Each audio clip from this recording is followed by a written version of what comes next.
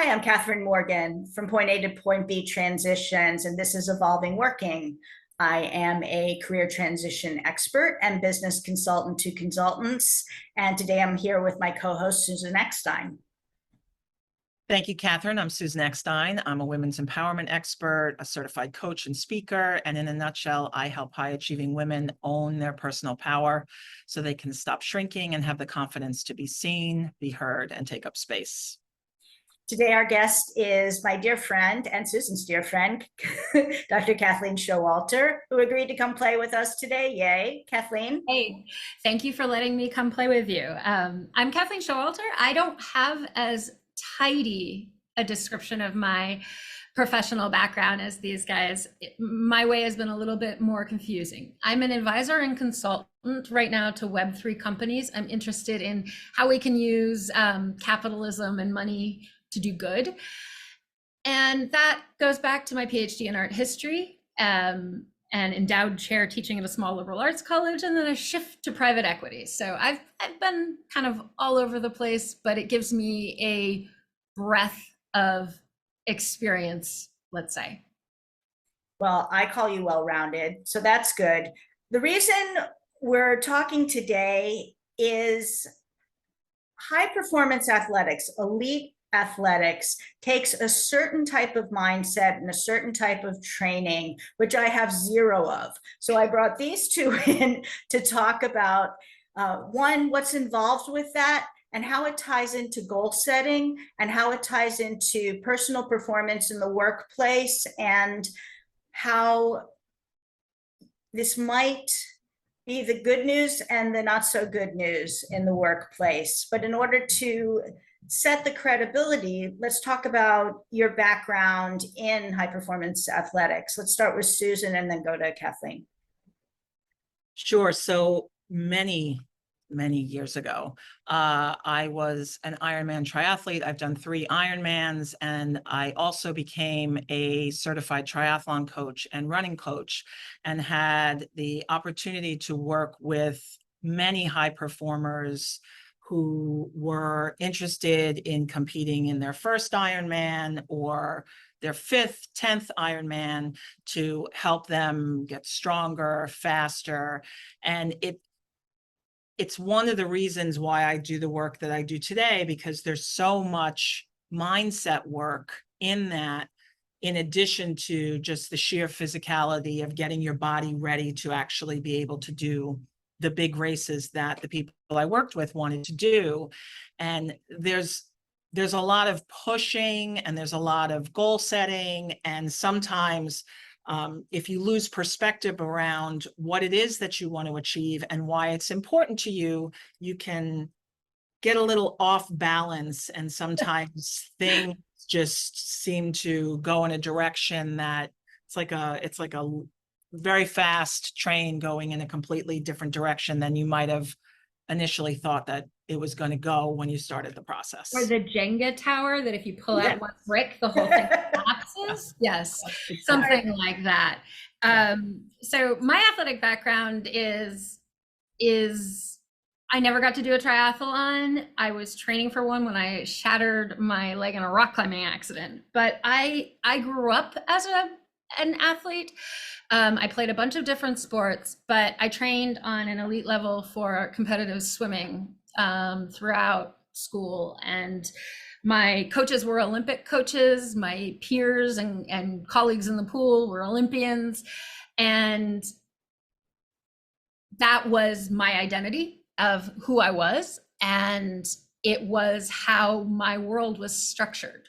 Where I was going to go to school, what activities I could do, what I could eat, how I could sleep, what I did as homework, all of that was secondary.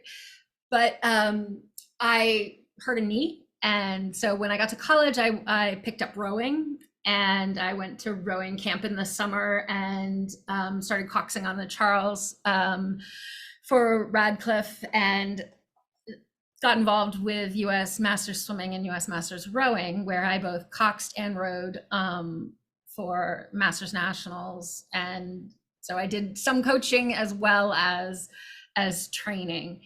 And I can say that at various points in my life, I've had injuries that have caused that sense of identity and that structure of my life to come apart.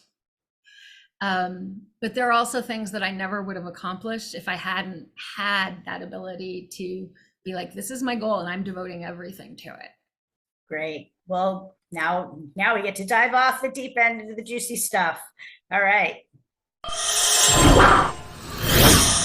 So Kathleen said to me, just in a random conversation, you know, I wonder if the strategies that get you to the level where you compete as an elite athlete are helpful in the workplace or not helpful.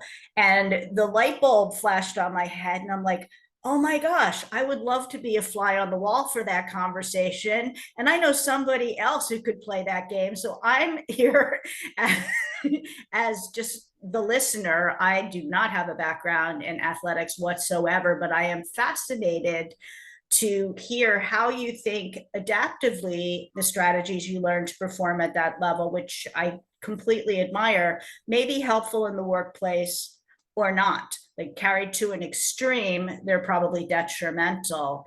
So who wants to kick this off with initial thoughts? Kathleen, why don't you go first? Well, the original thought was came out of actually an older conversation I had with a friend of mine when I was a faculty member. And we were a few years into full-time college teaching and realized that we didn't know what to do when we didn't have a deadline, and we didn't know how to value something that didn't hurt. If it didn't hurt to achieve something, it wasn't an achievement. And so that was where it originally started, was like you realizing that not only was it, did you achieve something? Were you successful in a way that people could tell, but you had to feel like you had trained and earned it and, powered through something, and that it had been physically and emotionally painful for you to achieve a goal, or you hadn't really achieved a goal. You hadn't really done anything. Ooh. Ouch, that hurts my body. Susan, you've trained for things that do hurt your body. What do you say to that? Yeah, I would say that I'm sorry that you had that experience. because there are, and that's a separate, this is a separate conversation, but there are ways to train where, yes, you're being pushed out of your comfort zone mentally and physically, and you might be sore afterwards. And, and so you have an effort to grow and get faster or get stronger or whatever it is, without destroying yourself physically and mentally and coming out with a warped view of what it looks like to set a goal and to achieve a goal. Because it sounds to me like, like what you said, unless you are, crawling across the finish line in pain, you really didn't try your best, and you didn't achieve something that was worthwhile. I mean, some of it may be the sports that I came out of, because both swimming and rowing are sports that are notorious for going hard and for training very long hours at a very young age. I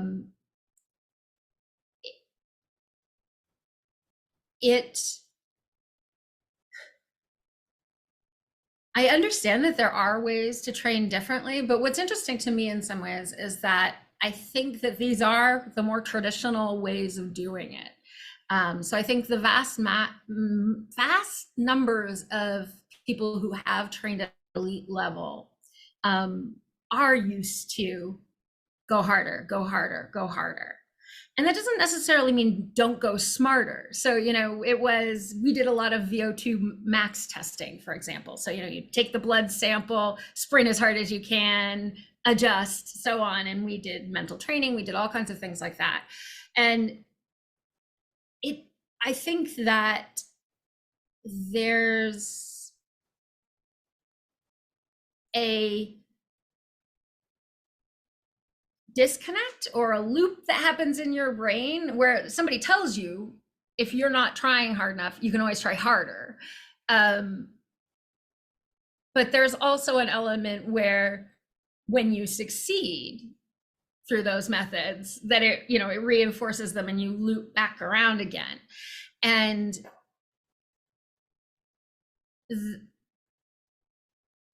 the basic idea of setting goals that are always slightly outside of what you can do already, I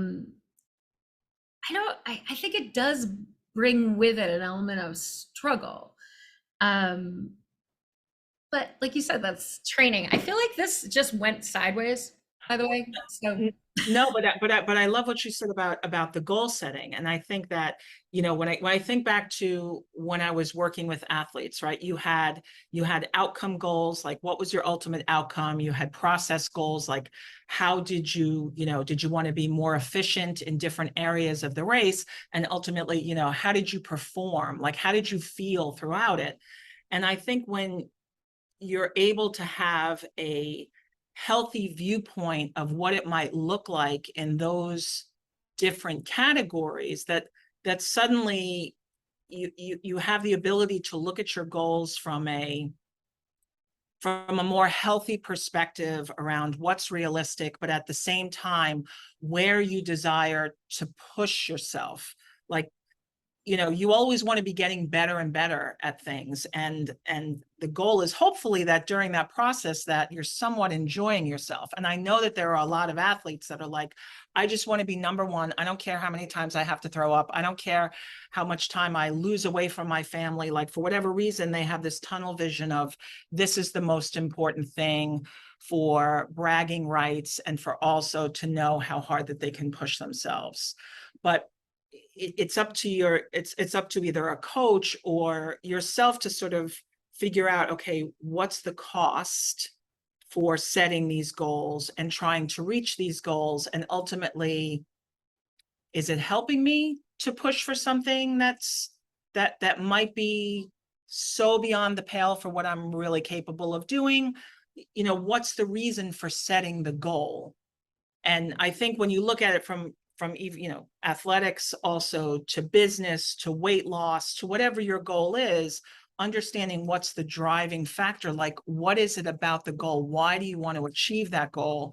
And being able to work through that why. So you're looking at it from a healthy perspective and not just thinking, well, I'm only successful, I'm only pushing hard enough because I threw up today, so I achieved the goal. Okay, let me jump in and say, as an outsider, because I didn't play with you guys, didn't play at your level. You hear about the soccer coach who has the kids run behind their car till they throw up. You hear about, you know, all these tactics.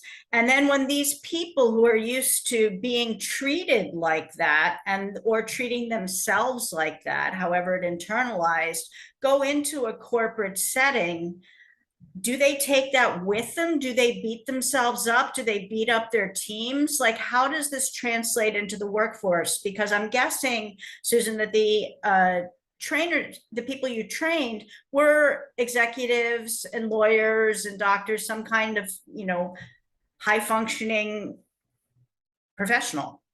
Yes, very, very big type A personalities. You know, their day was scheduled down to the minute, because when you're training for an Ironman, I mean, like Kathleen said, it is a full-time job, just in terms of the amount of time that's dedicated, as well as you're analyzing data, you're, you know, counting your macros. It is it's an entire lifestyle that is all consuming, because you have this one goal of crossing the finish line at a certain time, within a certain time.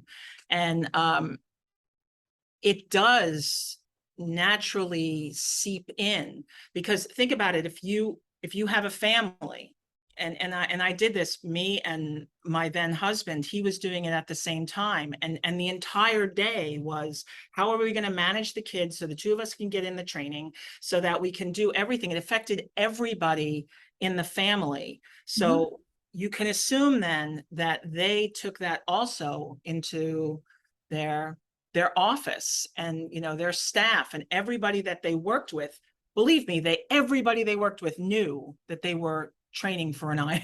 They were training for an Ironman. Oh, for sure. I assure you of that. And everybody had to adapt. And, you know, their stress level, it's hard. It just seeps in. And Kathleen, I'm sure you could speak more about this. I'm looking at it from just an athlete perspective doing it, but also coaching the people who are. So Kathleen, you've worked at some leading organizations. You've worked at, you know, KKR, you've worked at Russell Reynolds, you've like worked at these big high, once again, type AA chronic overachievers is what I call them. Do you see any correlation in how people bring this type of thing with them and treat their teams? Like what's been your experience? I mean, I've seen this. So it's kind of a two-faced coin, Okay. right?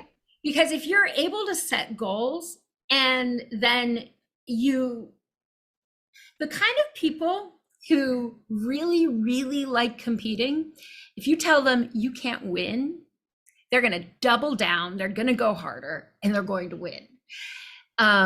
So that in some ways works great in the business place or in academia, because you're setting a goal and you will find a way to get what you want, come hell or high water.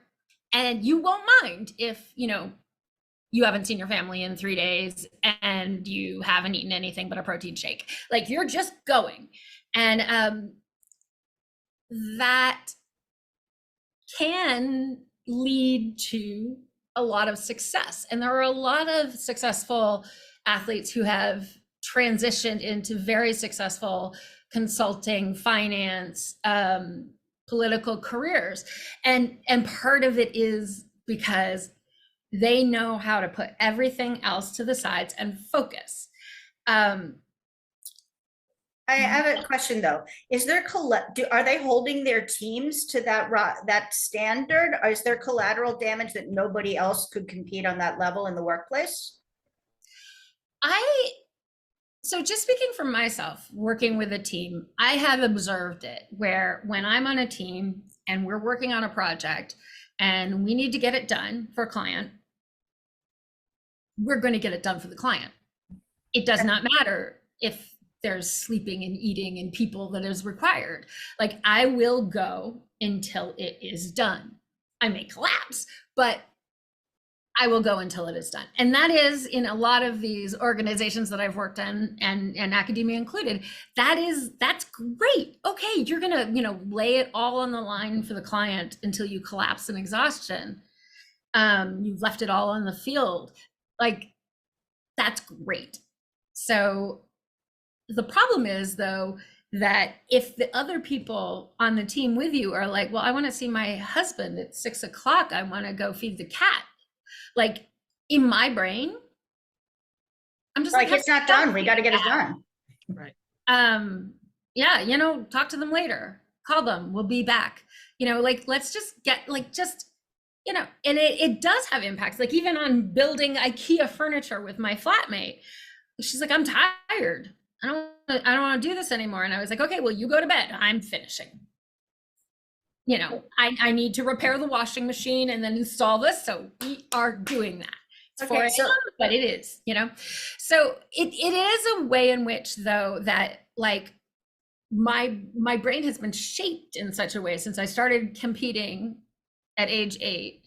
And it was the single most important thing in my life, according to the adults around me, according to my peers, for a very, very long time. That if you have a goal and you have a focus, it is very, very difficult for me to not have that tunnel vision, or to not slide immediately to like, get over yourself, work harder. And I do see that in managers that I've had as well, where they're just like, I need this, do this now. You know, the human cost of it doesn't really matter. And, you know, that's something I think that in general, a lot of the professional services industries are struggling with right now. They are. I can tell you that with absolute, I'm getting calls from partners. I'm getting calls from, they can't keep mid-level managers. They blow through analysts. You're exactly right. But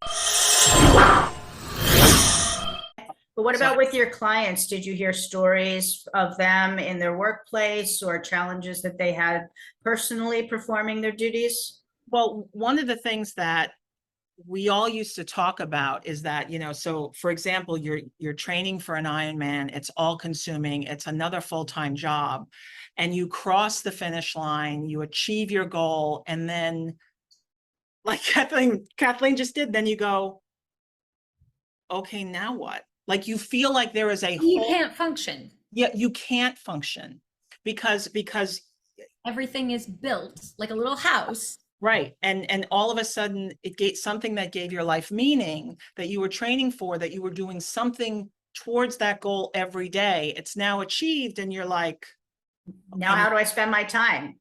But then what ends up happening, you're looking for another race, you're looking for something else. And it's a spiral. You cross the finish line, there's elation, and then there's the next day, you're like, yeah, this was great. And then you feel like a part of you is missing. Yeah, and I think that is something that can be taken advantage of very easily by coaches. Coaches do this all the time. And my swim coach, unfortunately, is one of the swim coaches or one of the coaches that has been in the papers in recent years for having not been doing some good things. But take advantage of the fact that people have this built-in need, particularly if they've been athletes, there's this built-in need to have that purpose, right? And I think this is something that we see also a lot in nonprofits. It's that, yeah, we're not going to pay you, we're not going to give you enough time, but we're going to give you a purpose and a meaning, and you're going to go all in on this, and it doesn't matter, like anything that's happening. And so you're willing to bring in that focus. It becomes part of your identity and who you are. And therefore that can be kind of sometimes unintentionally, but sometimes intentionally weaponized against a worker, to sort of build into those personality or process elements that are there already. So if somebody is used to denying themselves for the greater good of the team, it's not really that big of an ask. Right. It seems normal. And there's so much in contemporary workforce culture, which is based on what's normal and what has been normalized, what has been made to seem uniquely normal. And if you step outside the United States and you say you get, a couple of days of vacation and you don't even really want to take them, people are like, are you out of your mind? Right. You tell that to somebody in France and they're like, yeah, you Americans, a little crazy. Yes, there's also a lot of the sports stuff ties in really well to the problem Americans have already of who got to sleep less, who had to work more. And if you're a competitive person and that's always been part of your identity and a marker of how you're successful, you're doing the harder thing, you're working harder, you're training harder, you're doing more. Like, it can be very hard to take a step back or to see why that could possibly be a good thing. Well, exactly. You end up taking a step back when you have an injury or you have a breakdown or you lose your job or you get divorced because your wife left you because you're never home because you're always training. I mean, there's all these things, and then you finally wake up and go, wait a second, I've got to find some kind of balance. I have to have a healthier perspective around what this means to me, because it ends up giving your life meaning. I mean, I remember when I was training for my first Ironman, I told everybody I was training for an Ironman, and it became part of my identity for a really long time. And yeah, I've done it. It says it on my resume, and because people who've also done it, it's like, oh, you did it too, and all of a sudden it's a way to bond. But it's being able to have a healthier perspective without the cost that forces you to have that There you health. go. There you go. And that's where I And want to that's stop. a very, very hard thing because I mean, literally, that's what happened to make me leave academia. I had that rock climbing accident I mentioned earlier, and I broke my leg in more than 14 places. They apparently stopped counting at 14 and dislocated knee and everything. And it was a mess. I was in the hospital for a month. I had multiple surgeries. They didn't know if I'd walk again. And that's how I graded the last round of papers for my students, was on a morphine drip. And I had a lot of time to think, because I wasn't going anywhere, about how I hadn't stopped for the previous 8 years as I had gotten my PhD and achieved what I was supposed to achieve in that same sort of full stop, goal-oriented way, and go, wait, hang on. Is this thing that I got the life that I want to live and how I want it to be? Or are there, parts of me that I'm not utilizing because I'm so driven towards other aspects of success? So, Okay. And I'm going to close with that because we circled around to the point that I was aiming for, which is, goals, strategies, training, driving, good up until a point when it turns on itself and becomes toxic and can lead to the feeling, I call it, people don't like this term, martyrdom, that if I'm not driven enough and working harder, throw more shoulder to the wall, work more hours, make more calls, blah, blah, blah. And you get a cookie for it too. It's not like you don't get any rewards. You might get promoted, you might get bonuses. dopamine. Oh, yeah, it's all good.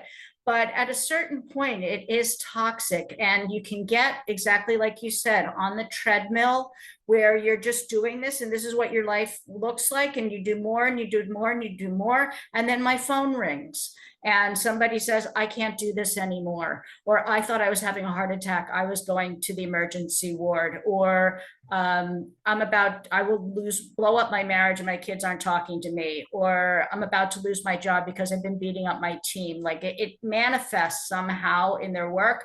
And then they call me and I have to dive in and do triage and call nonsense on the way they've been overworking themselves. And usually there's collateral damage around them of other people who've, suffered as a result of them beating themselves up, which ties in directly with the book I wrote, which is This Isn't Working, ! Evolving the Way We Work to Decrease Stress, Anxiety, and Depression. And I open up the book with a story of a client who came to me almost not able to function and having a huge work to do in this world. We need this person to be at her best self and participating. So I wanted to do the pros and cons, and this was so fascinating. Those times you always say you want to be a fly on the wall because it would be a really interesting conversation. I got to be the fly. And I think we could go for round 2. I think there's definitely a lot more to say about that. And I love the way that you're starting conversations about how we see ourselves and our identity and our value in relationship to work, because I think that's really one of the center things. Like, do you see yourself as a self, or are you always in relation to your employer and your job or your sport? And that's something we really need to talk more about. And the pandemic is really, especially in the US, it's at an epidemic levels in the entrepreneur and startup community, and also professional services, as you said, and clearly doctors, lawyers, like, well, what do you do? Thank you, Dr. Kathleen Schowalter, for being our guest. Thank you for letting me play. Thank you, Susan, for being my co-host. And this has been Evolving Working.